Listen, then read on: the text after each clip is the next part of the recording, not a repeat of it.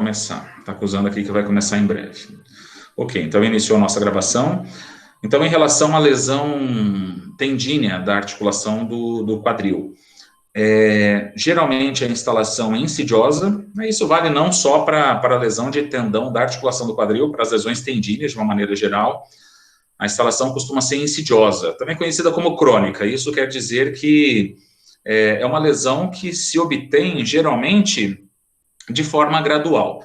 Dificilmente a pessoa desenvolve uma lesão tendínea de uma hora para outra. Geralmente é em função do overuse, em função do overtraining, né? Overuse é o excesso de uso, overtraining é o excesso de treinamento. Isso vai gerando microtraumas repetidos no tendão, até que acontece o macrotrauma, até que um processo inflamatório com posterior fibrose acontece no tendão. Então, diferentemente da lesão muscular, a lesão tendínea costuma ter instalação crônica. E dentro de lesão tendínea, entendam todas as tendinopatias, tá? Então, tendinite, tendinose, peritendinite calcária, tenossinovite, todas essas são tendinopatias, todas essas são acometimentos, lesões de tendão, tá? Tendinite seria uma lesão mais recente, com processo inflamatório mais agudo.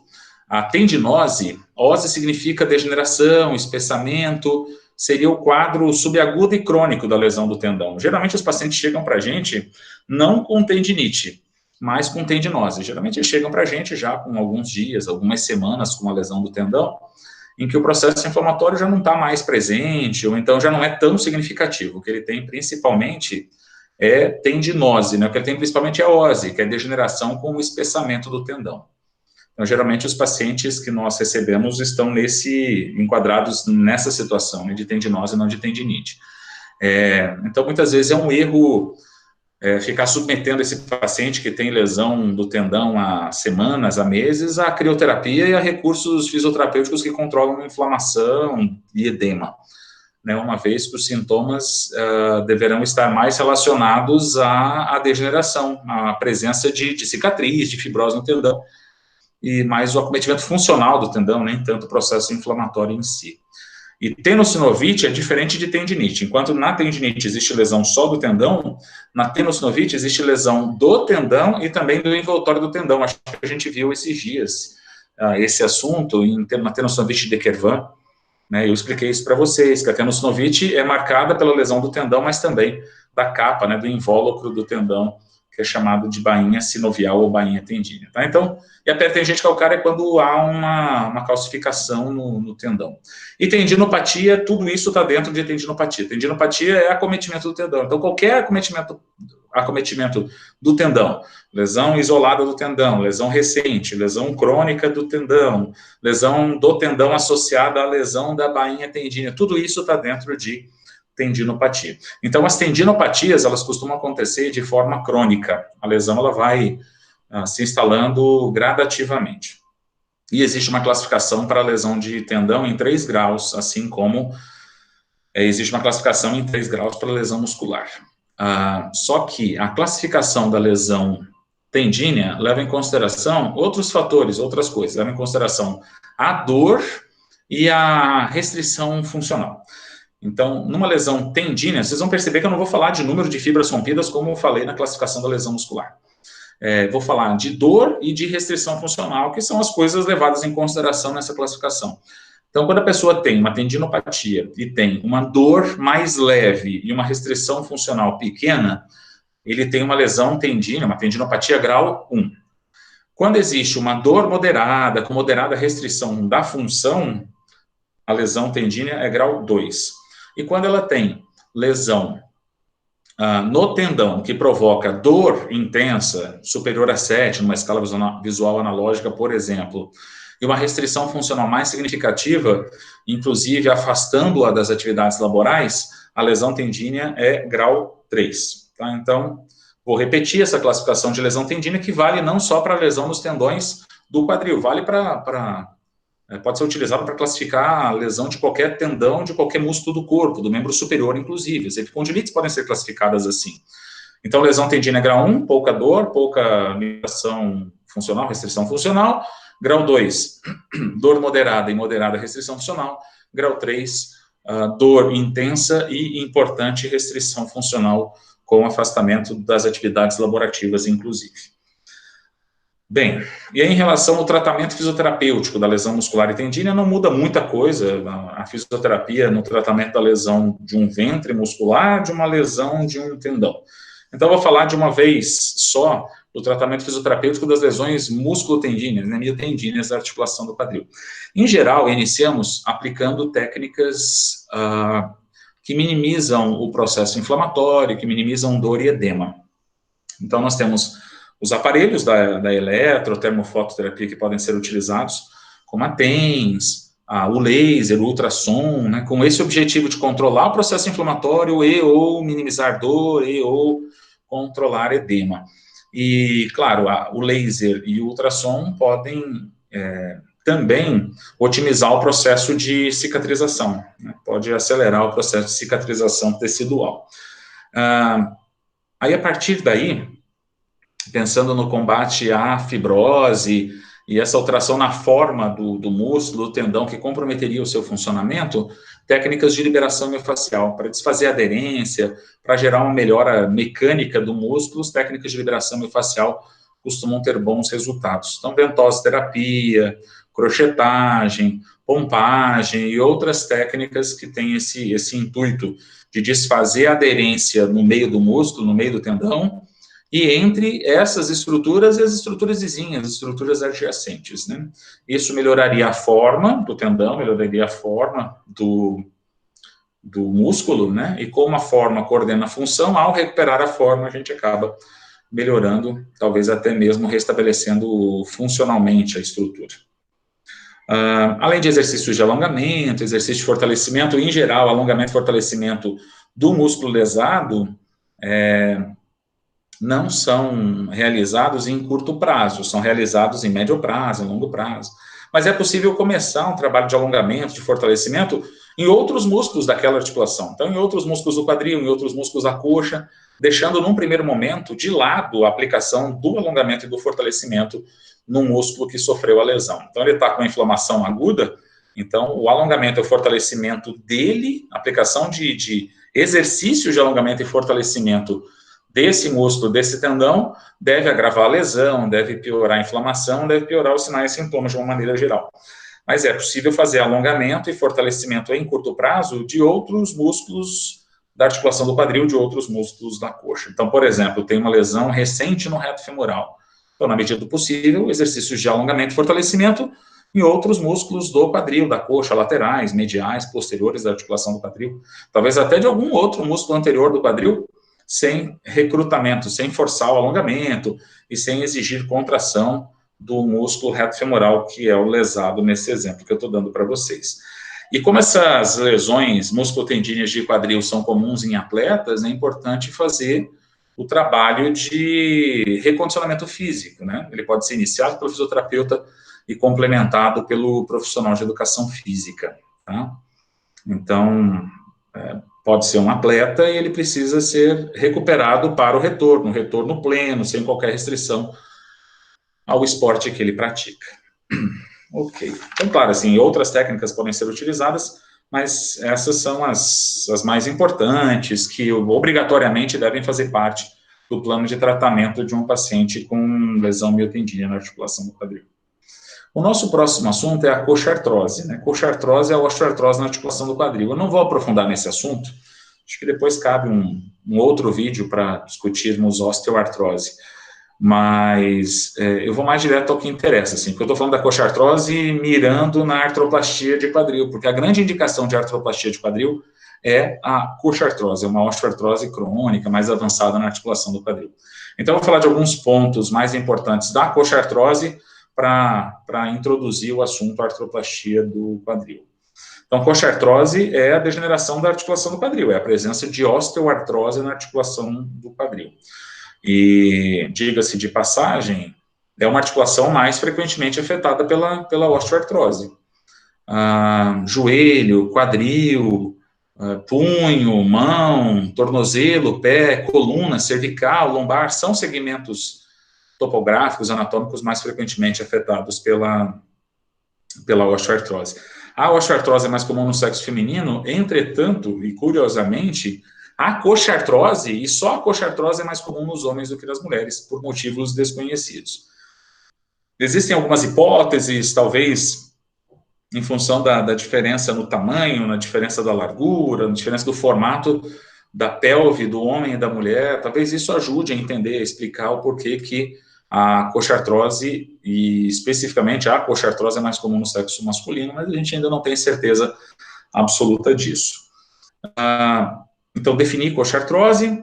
O tratamento da coxartrose costuma ser conservador. Em alguns casos específicos, a coxartrose tem indicação cirúrgica. Osteotomia, artrodese, mas principalmente a artroplastia.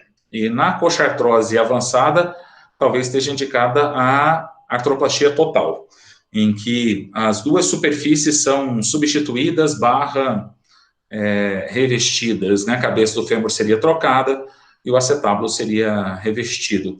A coxartrose deve provocar degeneração das duas superfícies articulares, deve comprometer as duas superfícies articulares, então, muito provavelmente, se a artroplastia estiver indicada, vai ser indicada a total, com a substituição dessas duas superfícies. Quando a coxartrose vai necessitar de tratamento cirúrgico? Como eu disse, é na menor parte dos casos. É quando a osteoartrose é mais avançada, a osteoartrose mais severa, e é uma osteoartrose mais agressiva também, que provoca uma degeneração mais acentuada da articulação do quadril. Então, quando o paciente se submete ao tratamento conservador e não tem resultado, o tratamento conservador não é exitoso. Quando ela tem dor intensa, limitação de movimento importante na articulação do quadril, uma restrição funcional significativa, né, que produz uma dificuldade muito grande, ou até mesmo incapacidade na realização de atividades do dia a dia. Quando ela apresenta deformidades, quando ela já tem um quadril altamente instável. Então, nessas condições, a cirurgia pode ser necessária e, em geral, está indicada a artroplastia e a artroplastia total da articulação do quadril. Por falar em artroplastia, então, a artroplastia é a substituição, entre aspas, da articulação. É a colocação de uma prótese, né? A articulação é substituída por peças metálicas. Claro que a artroplastia é um procedimento cirúrgico que pode ser realizado em outras articulações, não exclusivamente na articulação do quadril. Agora, quadril e joelho são as articulações mais frequentemente submetidas à artroplastia. Mas existe a artroplastia de tornozelo, artroplastia de ombro, artroplastia de cotovelo, tem artroplastia de atênia, até a articulação temporomandibular pode ser substituída, mas a artroplastia geralmente é uma cirurgia feita no joelho e no quadril. E aí existe a artroplastia parcial, em que apenas uma dos ossos que compõem a articulação é substituído ou revestido, e existe a artroplastia total, em que os dois ossos, as duas superfícies são substituídas. Eu não vou entrar muito a fundo também na artroplastia, porque é tema de seminário. Quando nos reencontrarmos, né, quando for a data de seminário, um grupo vai falar sobre esse assunto. Então, eu vou falar dos tópicos mais importantes para situá-los, tá? Mas, posteriormente, estudaremos mais. Esse assunto é um assunto que rende muita conversa, podemos ter horas de aula sobre esse assunto. Como eu falei, a artroplastia, ela pode ser realizada quando a pessoa tem muita restrição, limitação, incapacidade, já realizou o tratamento terapêutico não dá resultado, ou dá um resultado muito pequeno, muito pouco expressivo, então acaba sendo indicada para ela a artroplastia. Osteoartrose é a grande indicação de artroplastia, mas assim, uma fratura cominutiva importante da cabeça do fêmur pode resultar em artroplastia, uma artrite reumatoide afetando a articulação do quadril, provocando artrite crônica na articulação do quadril e posterior osteoartrose secundária na articulação do quadril pode indicar artroplastia também, a presença de um tumor, uma necrose avascular da cabeça femoral também podem evoluir para artroplastia parcial ou total da articulação do quadril. Mas quase sempre a artroplastia é realizada na articulação do quadril a partir de uma coxartrose mais avançada. E a cirurgia consiste basicamente em retirar a cabeça do fêmur e colocar uma esfera de metal com uma haste metálica intramedular que serve para, muitas vezes é feita de forma cimentada, utilizado um cimento próprio, cirúrgico, para fixação dessa haste metálica, para fixação dessa esfera de metal que substitui a cabeça femoral. E, como eu disse, geralmente na osteoartrose está indicada a artroplastia total. Então, o acetábulo também está degenerado, o acetábulo também precisa de tratamento cirúrgico. Aí não é feita a troca do acetábulo, é feito o revestimento dele. Faz-se uma limpeza no fundo do acetábulo e é colada uma placa de polietileno com metal, um plástico duro com metal, é colocado para o revestimento do acetábulo e conclusão desse procedimento cirúrgico. A prótese é feita geralmente de aço inoxidável, ou então de uma liga de metais, de cromo e cobalto, tem prótese, existem vários materiais possíveis, geralmente materiais metálicos, titânio, mas geralmente se utiliza de aço inoxidável, e ela tem uma durabilidade de cerca de 10 anos. Isso é muito relativo, talvez até um pouco mais nos dias de hoje, em função do avanço tecnológico, né, na produção das próteses, mas uma prótese dura cerca de 10 anos. Tá? Pode durar menos, pode durar mais, vai depender de uma série de fatores, do cuidado que a pessoa tem, né, com a articulação do quadril, com a articulação do quadril operada, se é uma pessoa que faz o tratamento isoterapêutico pré-operatório, faz um bom tratamento isoterapêutico pós-operatório, não tem qualquer tipo de intercorrência cirúrgica, segue todas as recomendações médicas e fisioterápicas, a tendência é que a prótese utilize um material melhor, um material superior, a tendência é que a prótese dessa pessoa dure mais de 10 anos. Ela vai demorar mais tempo para essa prótese desgastar, afrouxar, e ela consegue ficar por até 20 anos com essa prótese. Agora, aquela pessoa que não se cuida, que não faz tratamento isoterapêutico, tem algum tipo de intercorrência na cirurgia, sofre uma infecção durante o procedimento cirúrgico, não utiliza uma prótese de boa qualidade, apresenta alguma outra comorbidade, exagera nos movimentos de flexão, principalmente nos movimentos de flexão, adução e rotação interna. Esses são movimentos que geram mais sobrecarga, mais força compressiva na articulação do quadril, e devem ser realizados com mais cuidado pelos pacientes que fazem a artroplastia de quadril. Não que eles não possam fazer estes movimentos, não que nós, fisioterapeutas, não possamos fazer a mobilização do quadril nesse sentido, né, de recuperar a flexão, adução, rotação interna. O problema é fazer esses movimentos com muita amplitude, né, forçar no final destes movimentos. Isso pode fazer com que o tempo de vida útil da prótese seja reduzido. Bem, então era isso que eu tinha para falar sobre a artroplastia, é um assunto que vai ser melhor debatido posteriormente. Eu queria dar uma repassada com vocês nos testes especiais do quadril, tá? Eu vou falar os nomes dos testes e as finalidades. Depois busquem, para conhecê-los um pouco melhor, busquem bons livros de avaliação musculoesquelética. Eu costumo recomendar o livro do Magui, né, cujo nome é justamente Avaliação Musculoesquelética, e tem todos esses testes especiais e muitos outros testes especiais importantes para a articulação do quadril. O Trendelenburg, que é um teste especial utilizado para avaliar a força dos músculos glúteos, médio e mínimo, tá? Máximo não, né? Faz avaliação da força, não é de lesão, mas de força, dos glúteos médio, realmente não dá para incluir ninguém na reunião depois, tá? Apareceu alguém querendo entrar aqui, eu permiti, mas a pessoa não entrou. Depois que começa a gravar, não, deu certo, ó, conseguiu. Entrou sim, a Marilda acabou de entrar. Então, o teste de Trendelenburg avalia a força de glúteo médio e glúteo mínimo, né, que são músculos importantes na estabilização da pelve, na manutenção do alinhamento da pelve.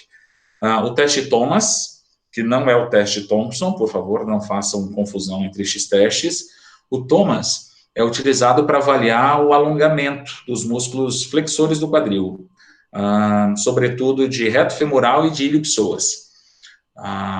Alguns livros trazem que ele diagnostica a contratura dos flexores de quadril, é a mesma coisa, avaliar o alongamento, detectar a contratura, dá na mesma, né?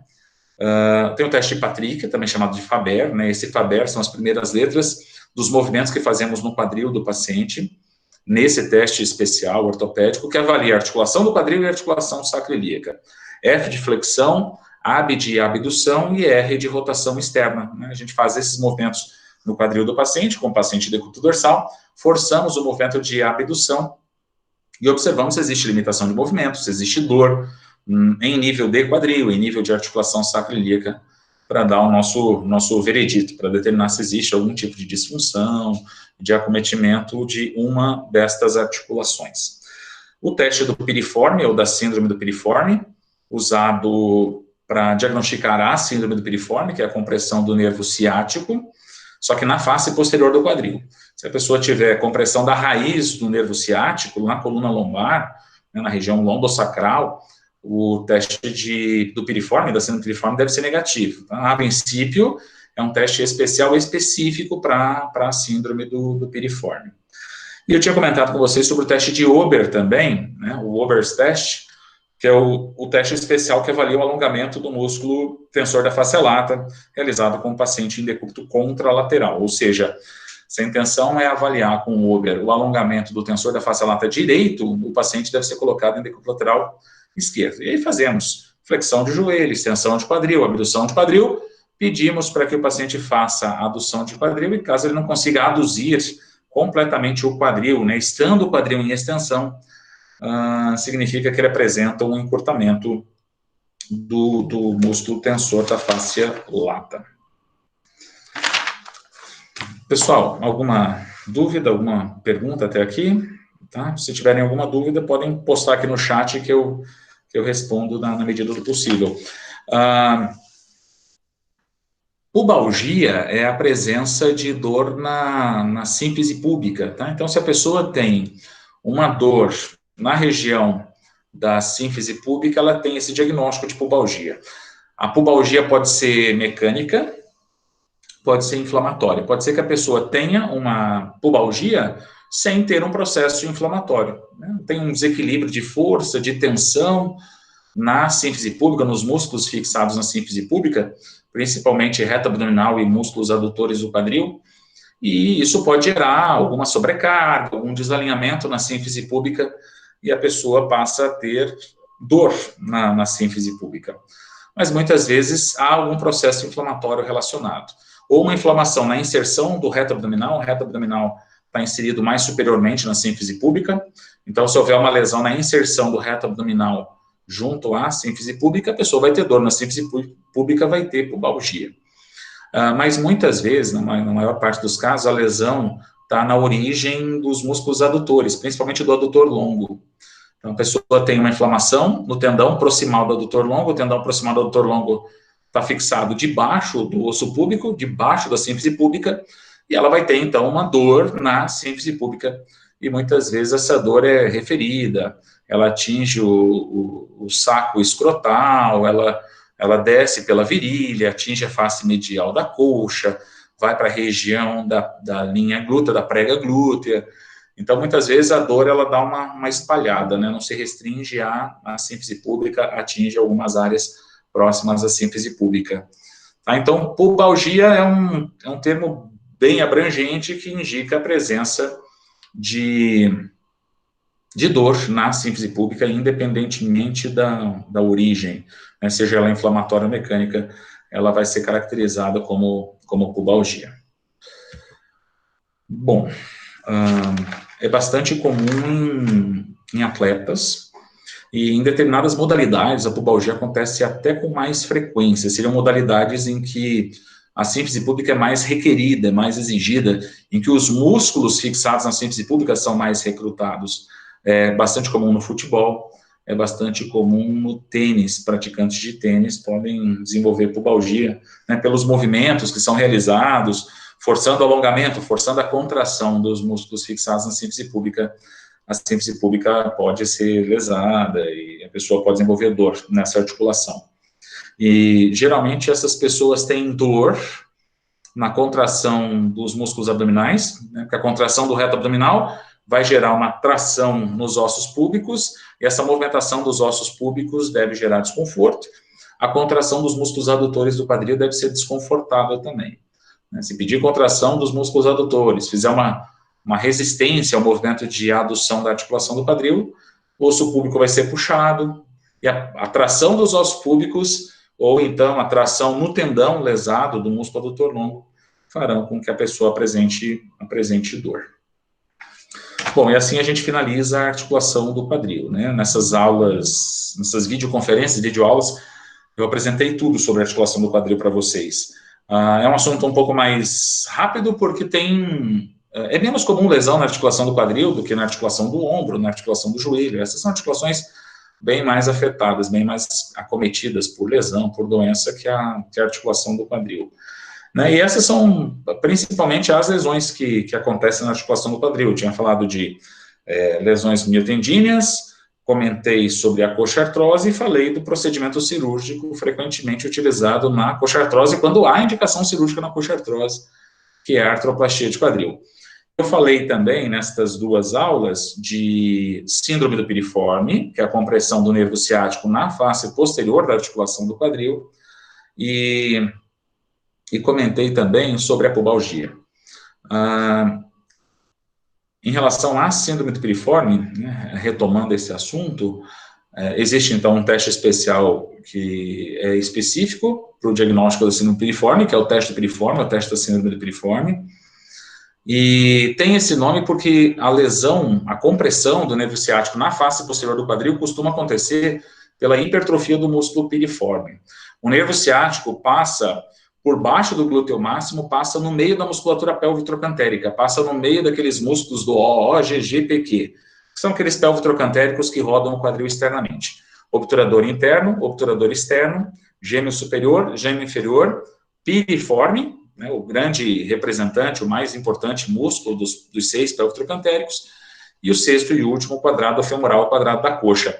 O nervo ciático passa no meio dessa musculatura, que está profunda ao glúteo máximo, na face posterior do quadril. Como existe uma proximidade anatômica muito grande entre o ciático e o músculo piriforme, se o piriforme tiver, por algum motivo, seu volume expandido, seu volume aumentado, pode acontecer a compressão do nervo ciático e a pessoa vai ter irradiação no membro inferior, descendo pelo membro inferior, acompanhando o trajeto do nervo ciático. Precisamos ter muita atenção para não confundirmos a síndrome do piriforme com a compressão da raiz do nervo ciático. Esses dois pacientes têm sinais e sintomas muito parecidos. Afinal de contas, o nervo ciático está lesado nos dois casos. Ok, Pedro, né? É o Pedro que está aí. Então, o nervo ciático é lesado nos dois casos, daí a semelhança sintomática, né? A semelhança entre os sinais e sintomas, né, destes dois pacientes. Como é que a gente vai saber se o paciente tem radiação no membro inferior, no dermátome do nervo ciático, por síndrome do piriforme ou por inflamação do nervo ciático, ou por inflamação na raiz do nervo ciático? Teste especial ortopédico é uma alternativa, né? Imagens, exames de imagem, uma outra alternativa. Mas, teoricamente, clinicamente, é possível fazer essa distinção. Quem tem síndrome do piriforme provavelmente não vai ter dor na coluna lombar. Quem tem compressão da raiz do ciático, muito possivelmente vai ter todo um histórico de lombalgia, deve apresentar uma lombalgia crônica.